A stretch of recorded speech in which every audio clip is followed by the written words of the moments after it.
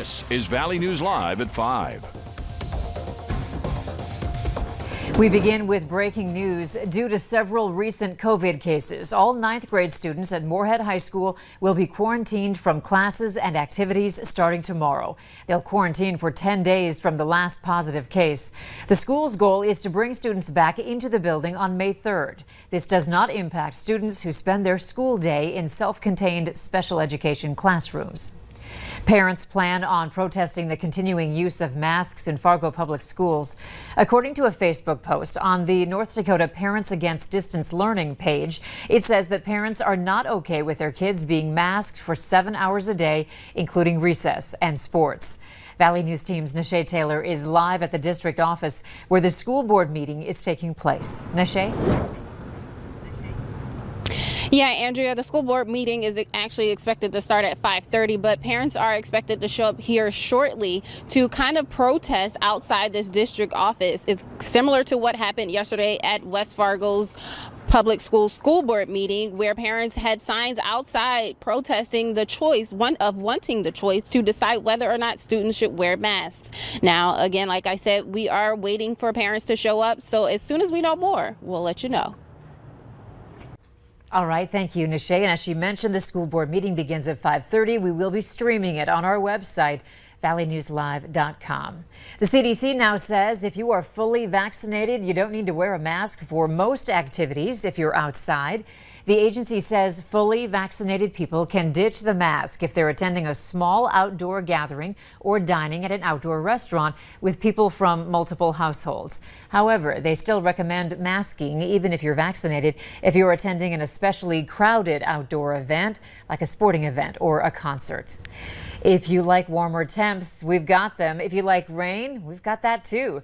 Let's find out more from Hutch in your First Alert forecast. Hey, Hutch. Hey, Andrea, thanks so much. As we head into our evening hours, we still have a little bit of everything, as you mentioned. Looking down south, that's where the radar is showing a little bit of activity, but the streets are dry down there at the Dakota Badger Casino on I-29.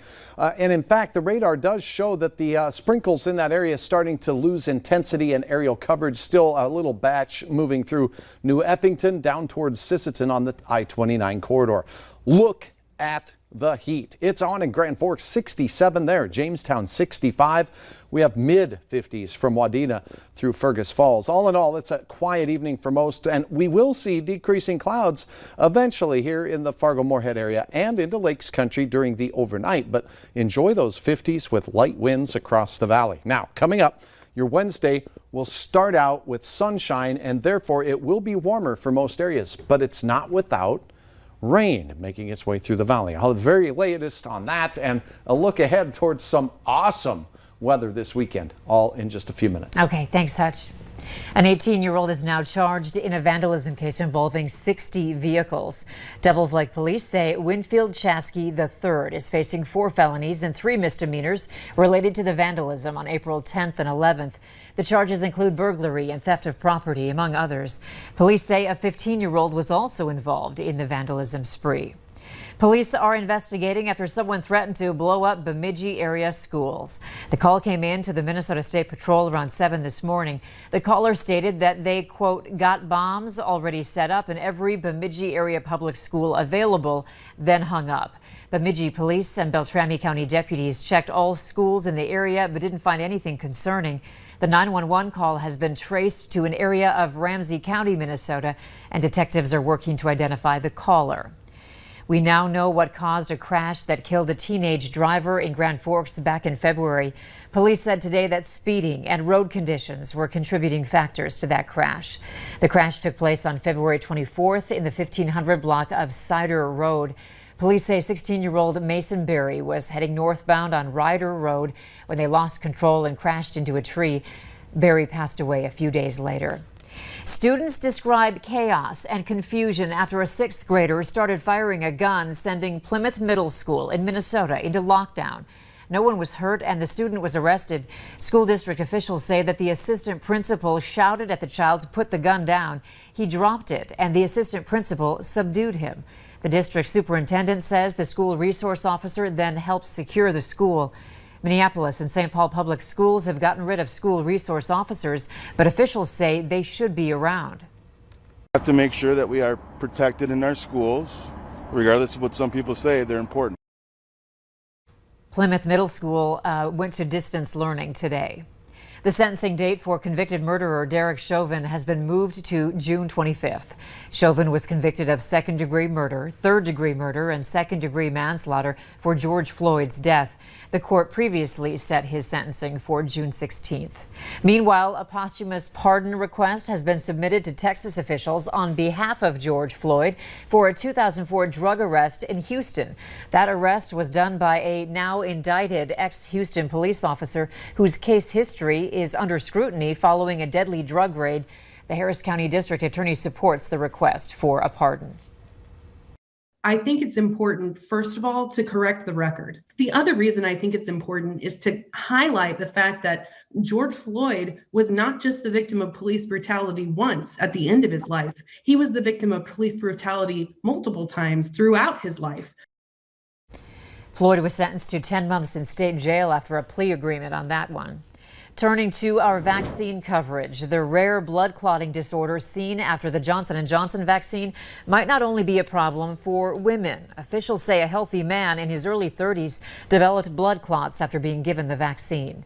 This is the first reported male case of this syndrome, called VIT, since the vaccine began widespread public distribution. Before this, all 15 cases of the deadly blood clots have been in women. Meanwhile, Sanford could resume its Johnson & Johnson vaccinations as early as May. This comes after federal health officials ruled that it could be used again following a short pause. With a majority of Pfizer vaccine being offered at this time, there has been a slower uptake with people getting the first shot. But Sanford says they're seeing an increase of people receiving the second one. As the J&J vaccine gets re-released, it will come with a new warning label stating complications include blood clotting and low platelet counts. The hospital's goal is to get people to trust the vaccine again. I think they emphasize the rarity of this, the 7 million plus people that have gotten the vaccine, and really demonstrating a good safety profile overall. The hospital received a few thousand doses of Pfizer for distribution this week.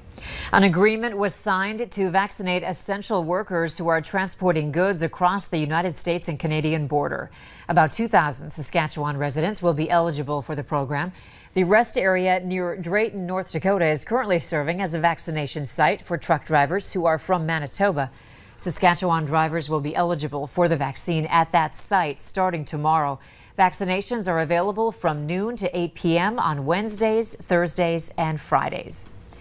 New tonight at 5, a story to make you smile. A second grader in Hillsborough heard that some of his fellow students might have to go without when it came to afternoon snacks.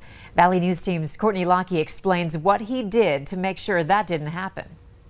Afternoon snacks in many schools are almost as routine as recess, reading, writing, and arithmetic. When the snacks stopped coming at Hillsborough Elementary, students started asking questions. This year with the extra prices of things, we ran out of money sooner than normal. That's kind of the message that we told the children. That didn't sit well with this 7-year-old. I sell guineas and eggs, and that gets me like pretty good money amount, because I'm trying to save up for a real four-wheeler. Rowdy Bedecker put the brakes on that and decided the four-wheeler would have to wait. Rowdy says helping his school and his classmates was more important. I heard that the snacks for Stevie and Jenny, they ran out of money, so I donated $257.50. He brought a big bag in, and it was so heavy he could hardly carry it because it was a lot of coins and then some bills, but he was just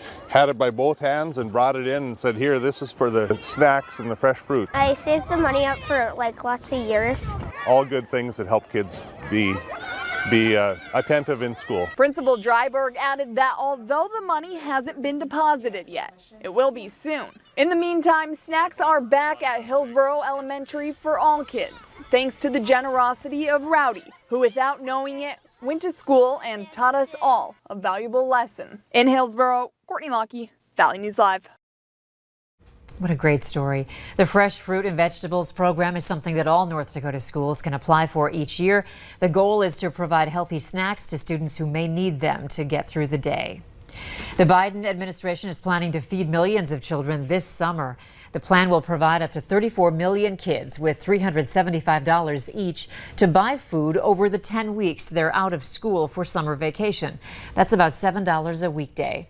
Kids under 6 who qualify for SNAP benefits and those who receive free or reduced priced lunch will be enrolled automatically. Parents should be receiving cards known as Pandemic Electronic Benefit Cards, or PEBT cards, in the coming weeks. More than 2,600 food boxes are being distributed in the FM area as part of the YMCA's Farmers to Families event. If you would like a box, just head over to the Morehead Center Mall parking lot until 6 o'clock today, or the North parking lot at West Acres Mall tomorrow afternoon from 4 to 6. And thank you for your generous donations for the Golden Drive last week that will help children all across the community. These are just some of the nearly 250 bags that we filled over the weekend that are going to those in need. The drive was so successful, we're accepting donations this week too. You can drop off non-perishable food items at the West Fargo Fire Department. And if you haven't gotten your real ID yet, you still have time. Hear about the shifting deadline a little later in the show. We started out the day with some gray skies and soupy conditions in the Southern Valley as seen here at the Dakota Magic Casino. But shift your attention up north this morning and it was a gorgeous sunrise and the heat is on. I'll have details on warmer weather but also some wet weather again in your hour-by-hour forecast next.